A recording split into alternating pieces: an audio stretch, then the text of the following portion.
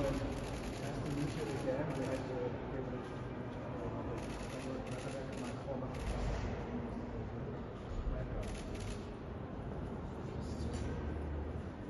we would like to start with the most challenging project, a photo. My God, it's such a huge delegation. Okay.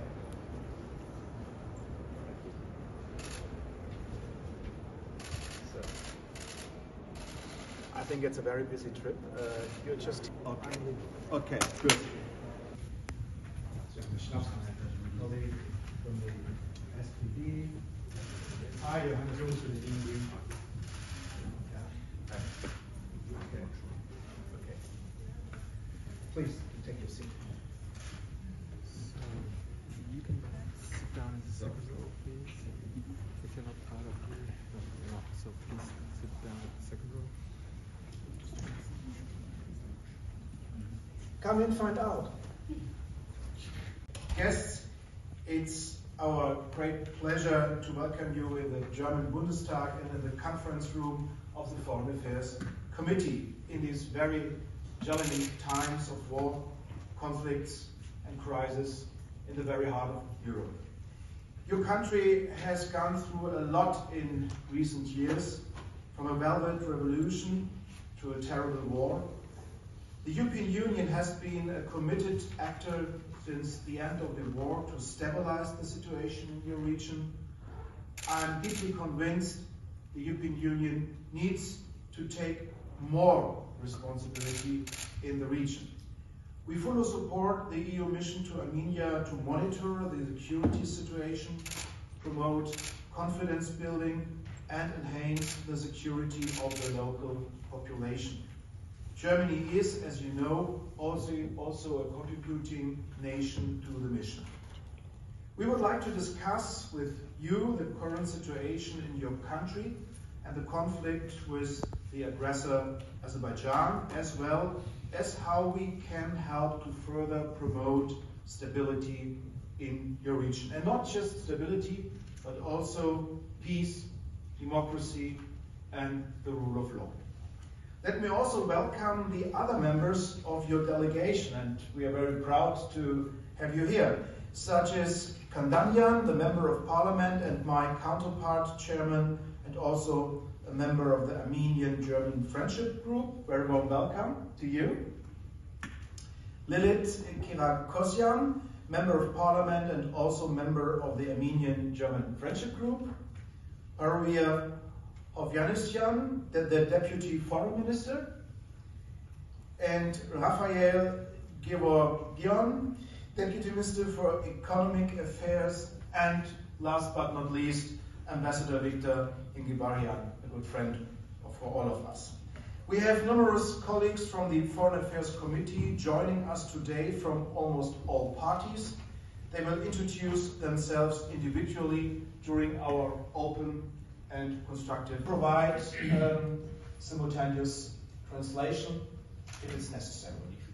Mr. Chairman, dear colleagues, I'm very glad to see you and to be here because I think there are many things and questions that today we're interested to discuss, and I hope today we will have open and constructive discussion. And you stressed, and we have some new factor in our relations with the European Union, and that factor is the monitoring mission of the European Union alongside of the Armenia-Azerbaijan state border. And I would like, first of all, to thank the European Union for making this decision.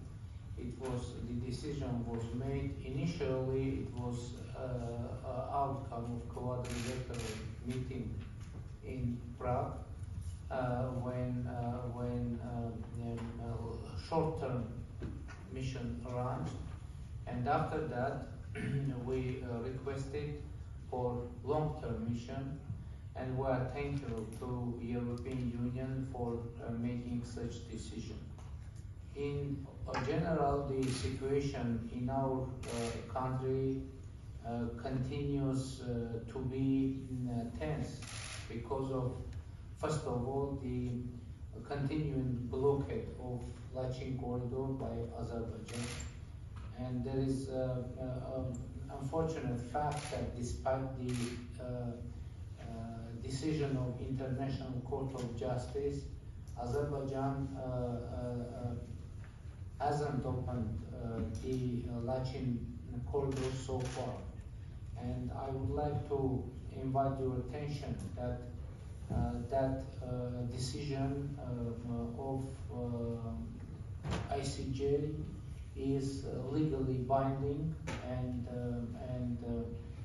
that's obligatory to deliver decisions. And it is the situation, I think, that internationally should be discussed, because I think that's unacceptable.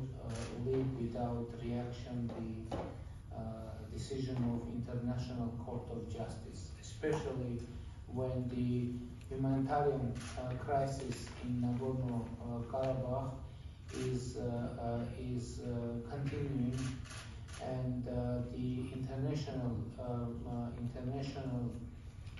reaction, I think, is needed. We had, by the way, what is very important in this context, it is already more than 80 days that Lachin corridor is closed, and during those days, Azerbaijan insisted that Lachin corridor isn't closed and that's open, and the decision of International Court of Justice is very important for clarifying this question and issue, because court stated that Lachin corridor is closed and should be open. And I think, during my visit, I heard some ideas supporting the initial idea to send international monitoring mission or fact-finding mission to the Nagorno-Karabakh and Lachin corridor to observe the humanitarian situation and to see what's going on there, because it is a crisis that could bring to the irreversible consequences, and it can transform into the humanitarian catastrophe. So I think we together should work on that, not to allow the situation go out from the control. But the most important question, why Azerbaijan? The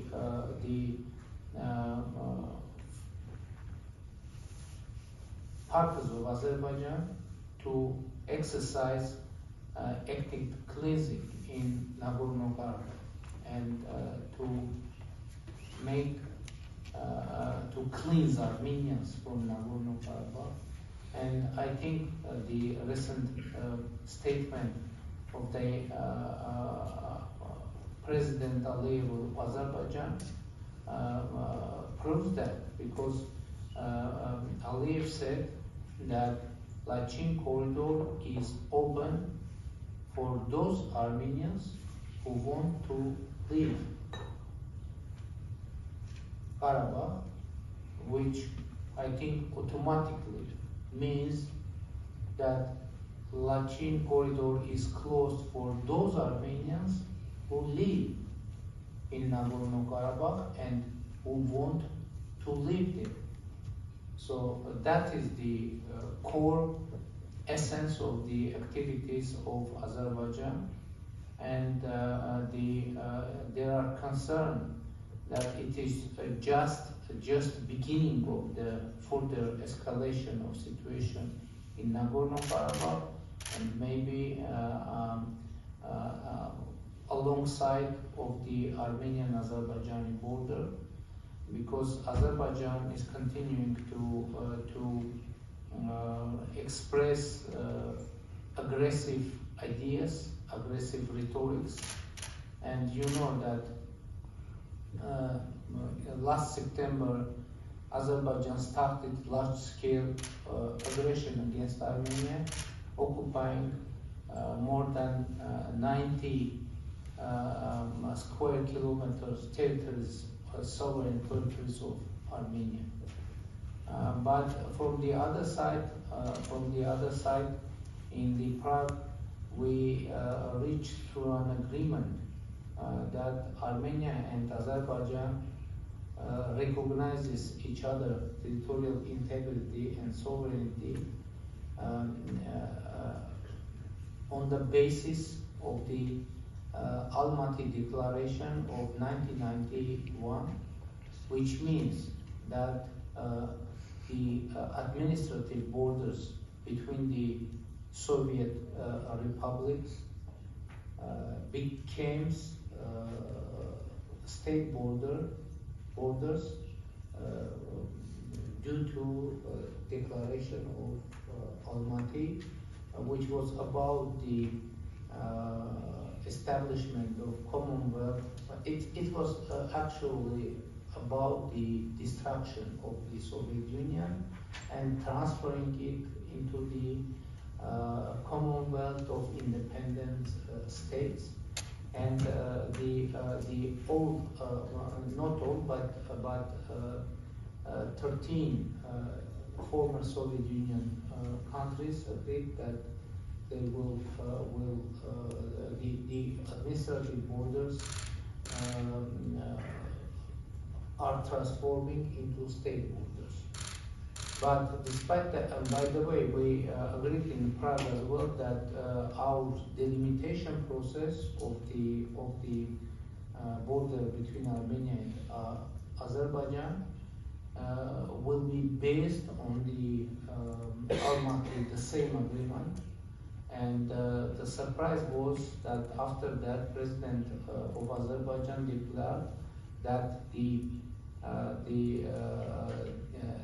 demarcation should be based on the historic maps.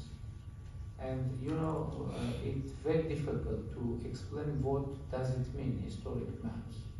And maybe the new initiative of Azerbaijani president maybe is able to clarify the situation, because recently we saw the introduction of the initiative of so-called Western Azerbaijan, and the main content of that initiative is that the whole territory of Republic of Armenia belongs to Azerbaijan, and capital of Armenia is an Azerbaijani city, etc., etc.